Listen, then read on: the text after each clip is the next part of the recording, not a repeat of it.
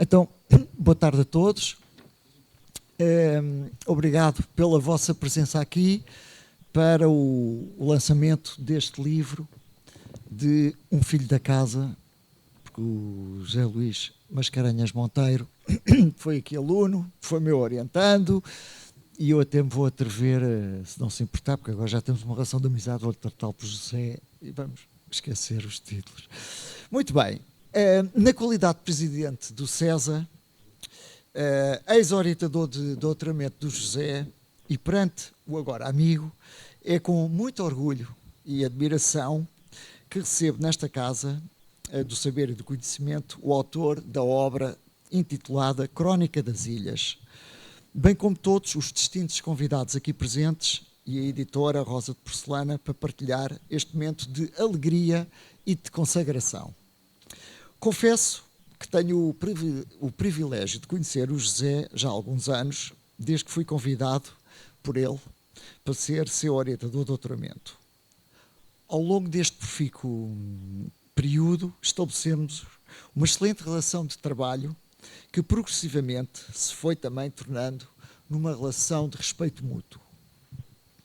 Assim sendo, nesta dupla perspectiva, é com indisfarçável orgulho que estamos aqui hoje, na sua presença, para partilhar a sua visão científica, académica e prática dos desafios da sociedade cabo-verdiana. Aferir o seu vasto conhecimento teórico e prático das variadas temáticas abordadas na sua obra e, por fim, conhecer os seus sonhos para um futuro mais risonho e próspero de Cabo Verde. Para caracterizar o José, eu cito Machado de Assis, que refere, e passo a citar: há pessoas que choram por saber que as rosas têm espinhos. Há outras que sorriem por saber que os espinhos têm rosas. Este é o perfil do José. Incansável, otimista e um permanente e resiliente lutador pelas suas causas e ideais. E qualquer pessoa que o conheça melhor sabe que isto é rigorosamente verdade. Passo também a citar Veiga, poeta cabo-verdiano, que em 1989 referiu, e passo a citar: o ciclo do mar forjou, pois, a nossa insularidade, mas também levou-nos a descobrir que se o mundo começa em nossa casa, o universo não se restringe apenas às nossas ilhas. Daí a nossa grande vocação ao diálogo e à cooperação, numa perspectiva de reconversão constante, de reconstrução inacabável e de afirmação assumida de uma criolidade com personalidade recriada diante do outro, com quem dialoga, com quem coopera. Ora, é precisamente esta reconversão constante, a vocação ao diálogo e à cooperação, a par da afirmação da criolidade, que eu vejo presente no dia-a-dia do José e nesta sua obra. Aliás, o autor refere que este livro é efetivamente uma homenagem à criolidade cabo-verdiana e ao seu povo, nomeadamente ao papel da mulher. O José tem uma experiência ímpar na sua carreira e que é fundamental para se ter uma visão total sobre a sociedade.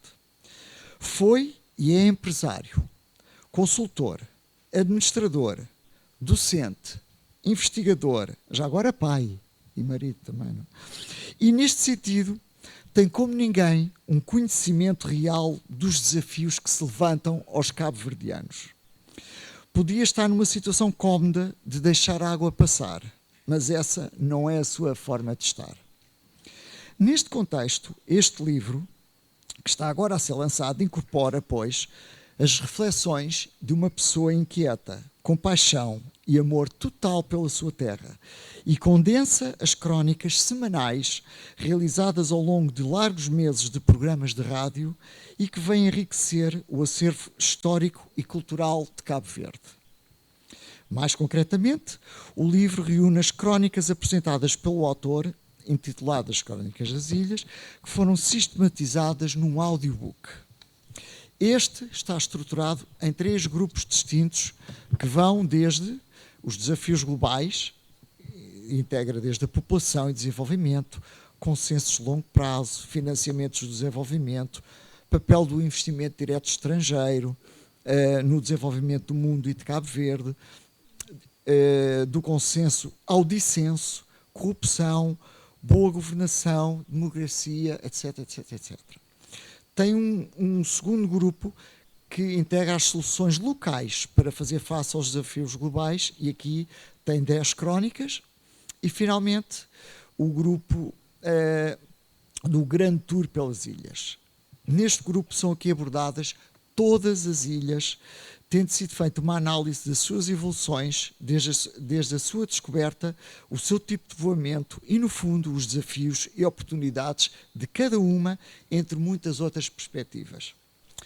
Devo destacar a permanente preocupação científica por parte do autor, que começa por apresentar uma abordagem global que acaba sempre em Cabo Verde.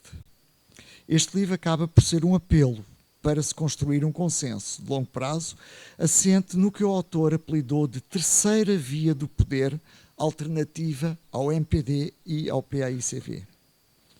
Cada crónica foi o resultado de um trabalho intenso de investigação, onde se procurou juntar e equilibrar sempre uma análise académica e assente num processo de investigação com a análise da realidade do país, o que representa uma enorme mais-valia para os leitores deste livro. Paralelamente, gostava de destacar o facto do autor ter procurado concluir sempre todas as crónicas apresentando soluções, ao invés de listar problemas, o que também é uma mais-valia para os leitores, na medida em que estes ficam na posse de informação muito útil e relevante para se perceber adequadamente o funcionamento da sociedade e da economia de um pequeno Estado insular em desenvolvimento. O livro, como referido, integra diversos textos, aborda diversas temáticas, mas existe uma inovação, que são os links que dão acesso a vários vídeos no YouTube e que permitem que o leitor possa visualizar todas as crónicas realizadas. Também devo realçar outra particularidade interessante do livro e que resulta da parceria feita com a artista plástica Nela Barbosa. Esta ligação veio a traduzir-se no facto de cada crónica ter um separador com obras desta autora e, no fundo do livro, além da componente, no fundo, mais profissional, ter também uma parte cultural fundamental e um casamento perfeito. Eu diria que aqui a Bimbi não faria melhor que isto. Para terminar, queria dar então os parabéns ao autor por estar aqui hoje a partilhar um momento tão importante da sua vida e felicitá-lo pelo seu percurso pessoal, familiar e laboral que refletem a pessoa aqui presente. Assim sendo, concluo deixando-lhe o desafio de não ficar por aqui e apropriando de uma expressão que o José utiliza sempre em todas as nossas conversas. Estamos juntos. Muito obrigado.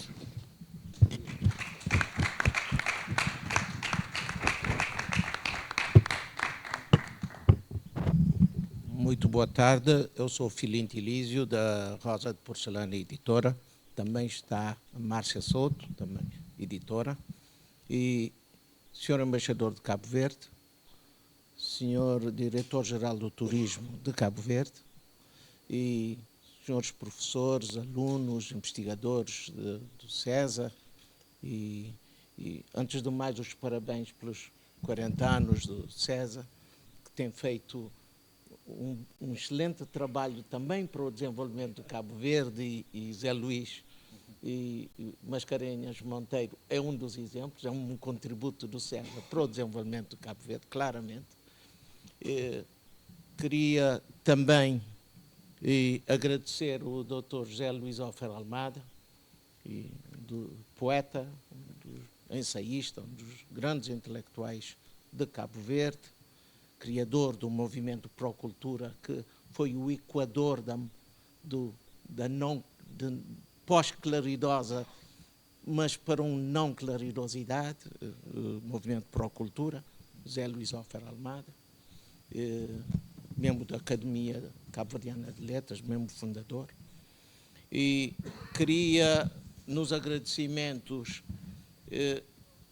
falar, portanto, da pintora Nela Barbosa, pela cedência dos quadros que dão todo um diferencial a um livro desta natureza, envolvendo e reafirmando, através de artes plásticas embutidas no livro, um facto indesmentível, que é Cabo Verde, em tudo o que faz, inclusive na sua economia, e o turismo é o motor, claramente, dessa economia, a cultura. Este livro eu não vou ler, e, portanto, os dados que trouxe, até porque temos pouco o ritmo deste lançamento tem que ser rápido, porque daqui a nada temos um convívio onde o autor vai dar autógrafos.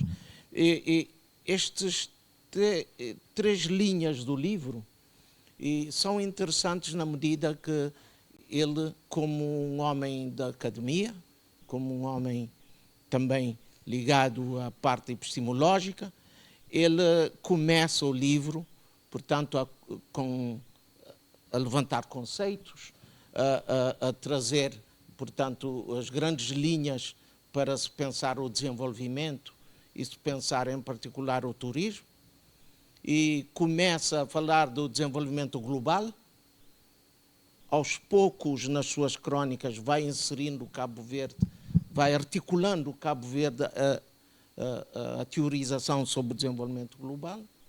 E é um livro que começa com uma primeira parte até meio da segunda parte como um teórico e avança para as crónicas das ilhas propriamente ditas como alguém que tem uma experiência prática no terreno de Cabo Verde e vai trazer um grande contributo, e que é o grande desafio hoje para o desenvolvimento do turismo de Cabo Verde, que é a diversificação e a qualificação do destino Cabo Verde.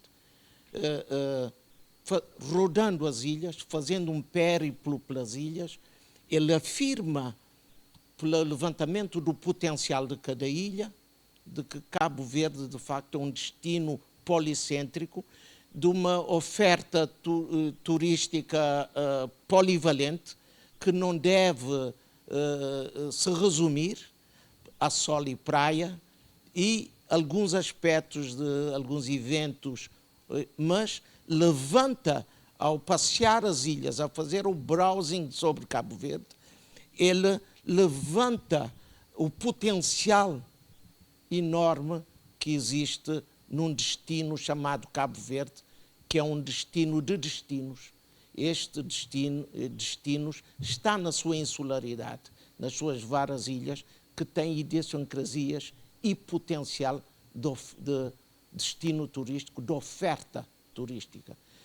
Levanta questões de melhoria da qualificação do turismo, que é da área da sua ciência. Aliás, fez doutoramento e mestrado com foco no desenvolvimento, em particular no turismo. Portanto, estamos perante um especialista em turismo, formado por esta casa. E com isso, a Rosa de Porcelana, que está no seu 10º ano, e uma editora pequena, a entrar no seu momento de fechar o ano de um objetivo que nós achamos ambicioso dentro da pequenez que somos, e que é de atingir os 100 títulos, e estamos muito contentes, muito honrados pela oportunidade e pela responsabilidade de nos dar este livro. Não terminaria sem reafirmar as nossas felicitações enquanto editor e também cumprimentar a família do autor. E com isso passaria a palavra, sim, a quem pode teorizar dentro de um tempo curto, que temos, porque as coisas cabo-verdianas têm um dom que é o seguinte: no fim colocam música. A música é supremo, é o mais sublime que Cabo Verde. Então criou uma dinâmica de toda a gente querer ir para a música. E com isto passaria a palavra ao Dr. José Luís Hofer Almada. Bom, eu não sou o apresentador do livro. O livro, felizmente, já foi apresentado em traços gerais. Eu acho que o José Luís convidou-me a estar presente aqui, hoje no lançamento por um ato de profunda amizade. Nós conhecemos-nos há muito tempo, desde a infância. O avô dele, Nhutite, é meu padrinho. Portanto, isso mostra as ligações familiares entre o avô dele e o meu pai, ambos já falecidos há muito tempo. Eu e o Zé Luís morávamos na Rua da Liberdade, isso depois de 25 de Abril. Chamava-se Rua da Liberdade, que era uma ruazinha, né? A ruazinha que acabava aí na casa do Sr. Manuel Delgado e que depois transformou-se quase numa avenida até Bolanha. Mas o interessante é que nessa altura o Zé Luís era criança, eu era adolescente, eu tinha vindo de uma ribeira verdejante, daí a minha obsessão com o verde, que se chama Pombal, e uma terra de regadios, de verde mesmo, e ele vinha de Tombator, que eram as montanhas que estavam acima das nossas ribeiras, não é? Tombator e Ribeirão Manuel. Portanto, ambos viemos do interior mais profundo da Ilha de Santiago para a Vila da Somada, depois para a Cidade da Praia. Digamos que temos esse percurso de meio rural a meio urbano, depois ao cosmopolitismo do mundo. Ele depois para a Holanda e Lisboa, eu para a Alemanha. Portanto, há esse percurso. Mas acontece que, para além dessa ligação familiar e dessa ligação da infância, eu estive cá em Portugal em 91 a fazer um estágio no SES e moramos juntos. Moramos juntos e foi aí que acho que ele conheceu, já conhecia na altura a sua atual esposa, que nos visitava muito lá em casa. Portanto, a nossa ligação é muito estreita. Acho que é por isso que o Zé Luís convidou-me para fazer a revisão do livro e depois estar aqui presente. Se observarem bem o cartaz, reparam que participação, não é apresentação, é participação. Portanto, agradeço este ato de amizade. O livro é realmente muito interessante, não só pelas razões aqui expostas, do ponto de vista teórico, portanto, estamos em face de um académico, portanto, que expõe as razões teóricas muito aprofundadas antes de fazer o tal tour pelas ilhas, sempre munido de todo o seu instrumentário de especialista, de académico especialista na área do turismo. E a propósito do turismo, parece-me interessante esse facto que vou dizer. Amílcar Cabral, quando falava de Cabo Verde e das potencialidades de Cabo Verde, indicava, em primeiro lugar, o turismo, que lembro-me de um texto no manual político que todos nós lemos em tempos idos, que Amílcar Cabral dizia que Cabo Verde dispunha de condições excepcionais para o turismo. Eu, obviamente, quando li isso, achei estranho, porque quando penso em turismo, quando pensava na altura em turismo, pensava em ilhas verdes, como as Caraíbas, como as Seychelles, e não aquelas ilhas áridas e desérticas. Eu lembro-me que ficava sempre deprimido quando passava pela Ilha do Sal e preferia chegar à Ilha do Sal à noite, para não ver a paisagem. Mas depois viu-se que, de facto, Amílcar Cabral também, neste campo, tinha perfeita razão. E, quer dizer, portanto, pelas vantagens comparativas, que depois a praia e todas as razões que o Zé Luís, portanto, disseca no seu livro. O que acho estranho é que só se despertou, apesar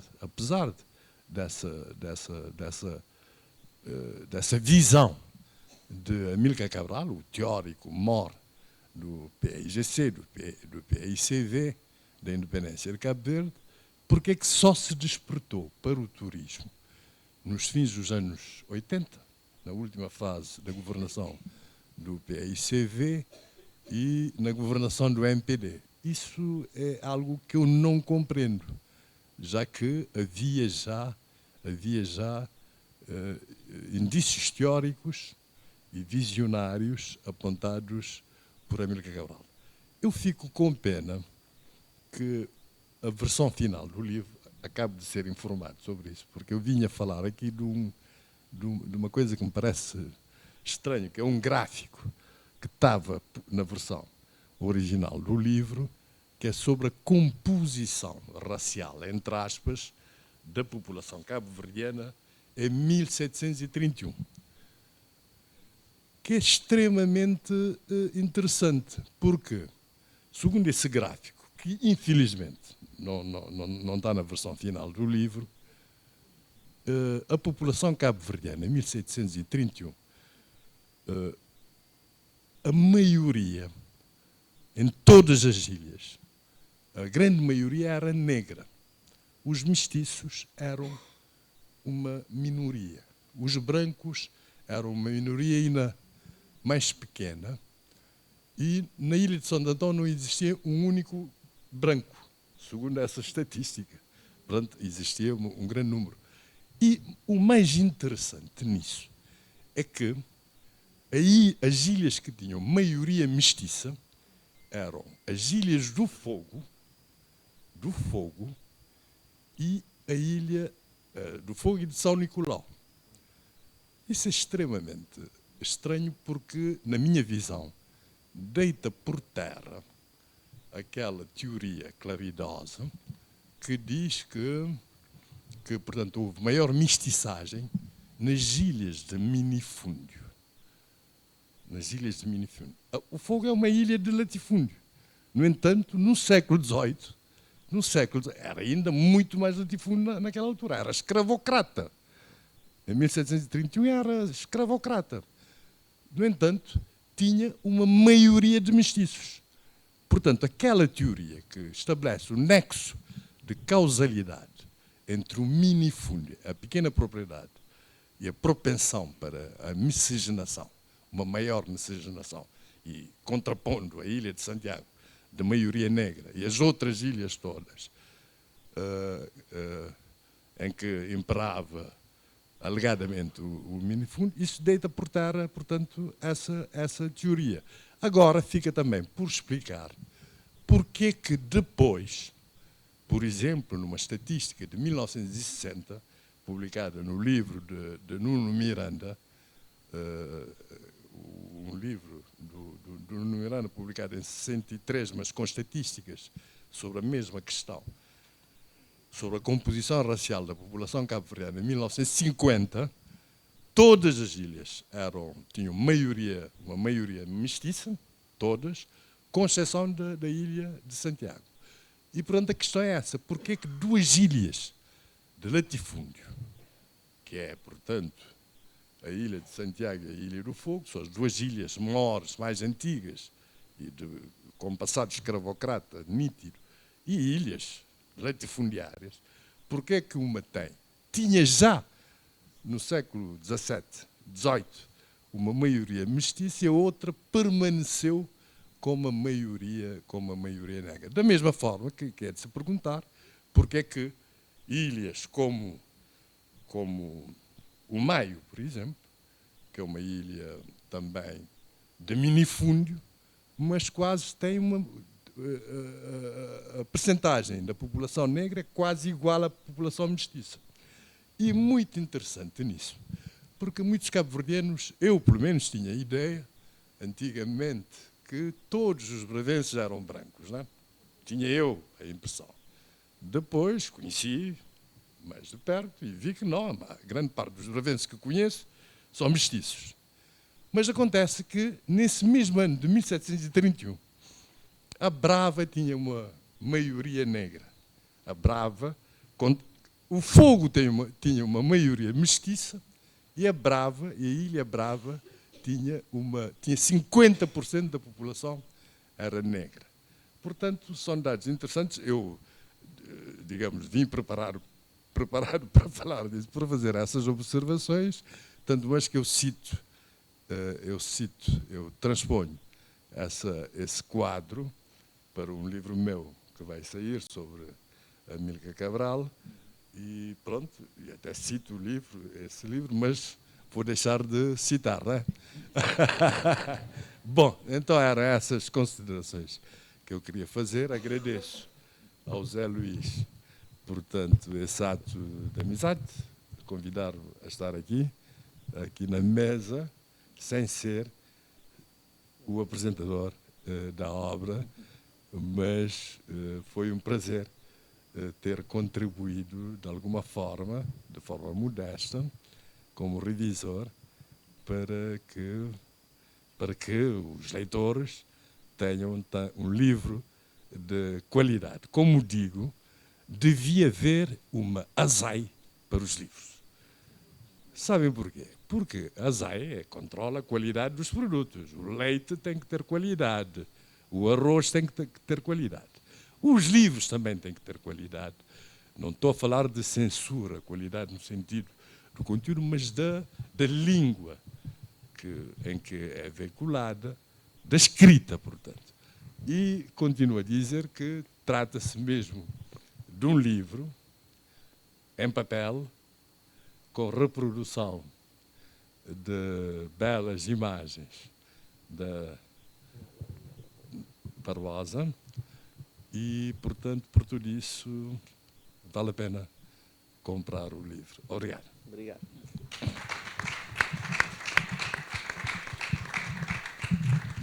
Bom,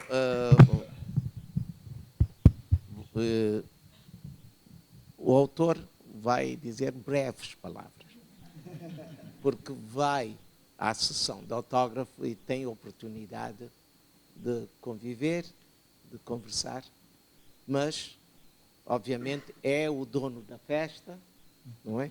Além de ser do César, também é o homem de hoje do livro.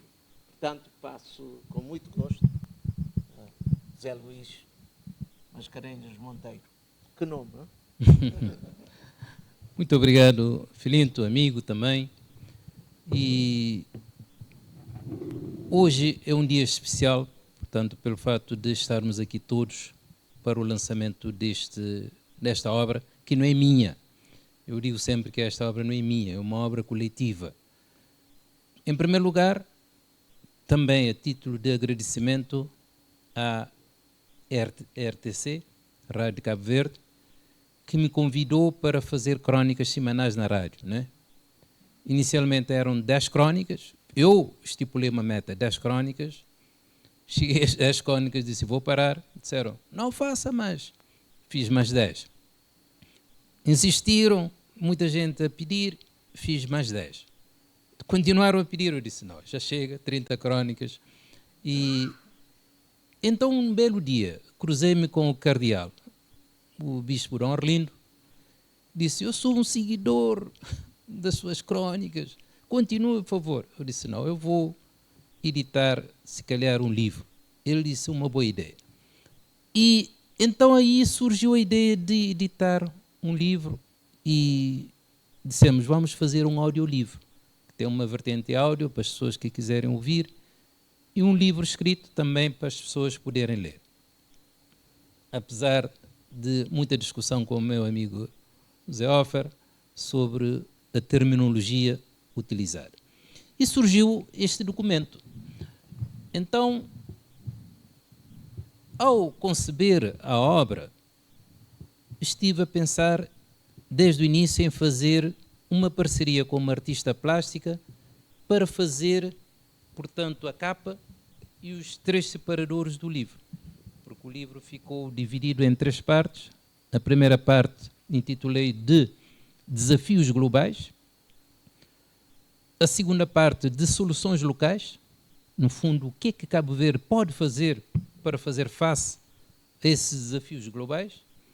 E a terceira parte, Grand Tour pelas ilhas, de Santo Antão à Brava, ilha a ilha, como é que foi descoberta, como é que foi povoada, toda essa dinâmica populacional e desenvolvimento, os principais desafios neste mundo globalizado.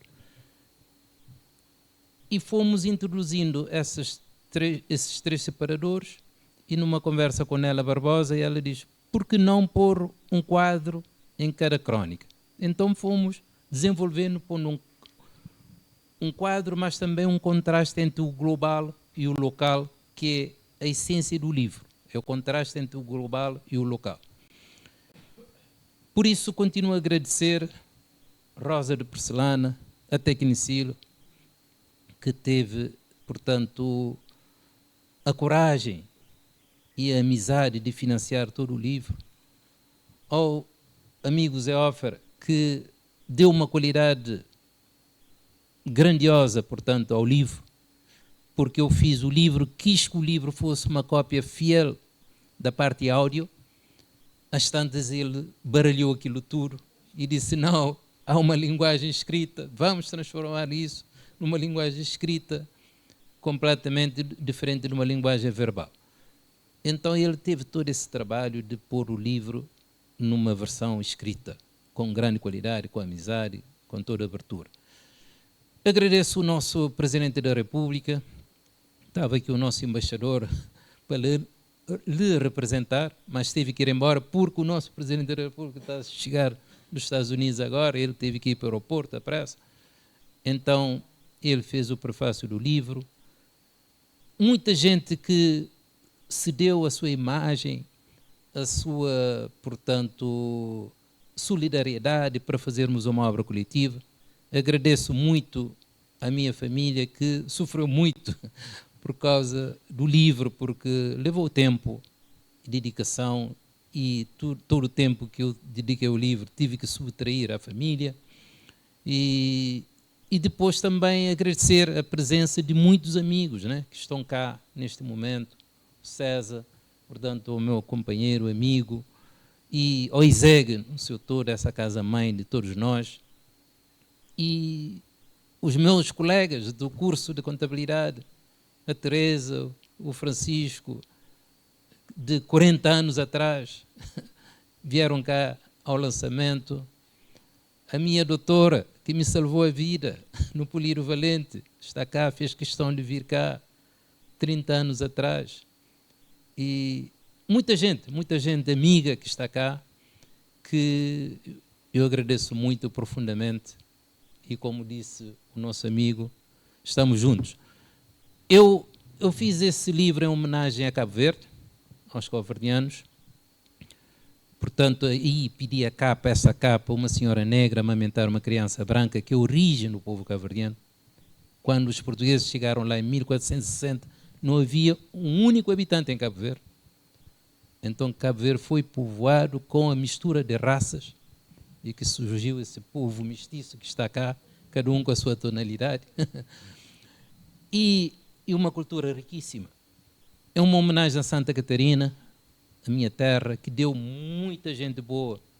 Está aqui o José Luís Offer Almada, mas também o ex-presidente da República, o meu tio, Mascarenhas Monteiro, o atual presidente da República, o primeiro-ministro, Amílcar Cabral, muita gente boa que saíram daquele concelho pequenino. Então, é homenagem a Santa Catarina. É por isso que em todas as crónicas na rádio eu começo e termino com Norberto Tavares, nosso Cabo Verde de esperança. Então é com muita esperança que eu termino, portanto, essa minha apresentação, a minha, portanto, locução. Eu espero, como disse o colega Eduardo, que estejamos sempre juntos e durante muito tempo. Obrigado. Bom, vamos estar juntos com o autor na outra sala, no rooftop. Muito obrigado. Para o autógrafo.